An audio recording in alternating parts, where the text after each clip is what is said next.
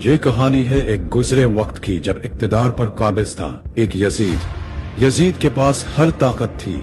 फौज, अदालत, इदारे सब उसके कब्जे में थे और उसके इर्द गिर्द थे कुछ अजीब मगर बद किरदार। एक 70 साल की बदसूरत औरत जिसने जादू से अपना चेहरा, जिस्म, आवाज सब कुछ बदल लिया और यजीद को अपने शहर में जकड़ लिया। यजीद उसी का होकर रह गया। उस नानी का बाप, नाम शरीफ, लेकिन एक पुराना चालाक चोर जो कौम की दौलत खाकर भी शराफत का लबादा ओढ़ लेता। फिर था बिल्लू रानी, चेहरा मर्द का लेकिन हरकतें, नाच गाना, अदाकारी सब किसी तवाइफ से बढ़कर। फौज के जर्नैल उसी के दीवाने बन चुके थे। यजीद नानी का आशिक, जर्नैल बिल्लू का आशिक। नानी जादू से हुकूमत बचाती, बिल्लू नाच से फौज को खुश रखता। ये सब एक दूसरे को बचाते और कौम पर जुल्म करते। जो भी आवाज उठाता लापता हो जाता, जो भी सच बोलता बीमार हो जाता और जो भी राजा का नाम लेता उसका नाम मिटा दिया जाता। कौम डरी हुई थी, खामोश थी और कुछ लोग तो इन्हीं जालिमों की हिमायत थे।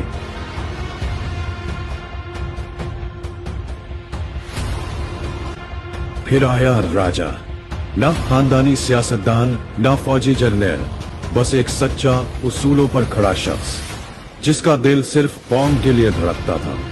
राजा ने यजीद के खिलाफ आवाज उठाई, सच बोला, शऊर दिया और खुद मैदान में उतर आया। लेकिन राजा के साथी या तो डर गए या दुश्मन से जा मिले। राजा अकेला रह गया और उसे अंधेरी काल कोठरी में डाल दिया गया। वहां उस पर तशद्दुद हुआ, दवाएं रोक दी गई, डॉक्टर ना मिलने दिया गया और उसकी बीवी को भी कैद करके उस पर दबाव डाला गया। लेकिन राजा हारा नहीं, जख्मों से चूर मगर नजरिए पर कायम। राजा ने हिम्मत न हारी, ना झुका ना रोका और उसकी ये इस्तकामत कौम के कुछ नौजवानों को जगा गई।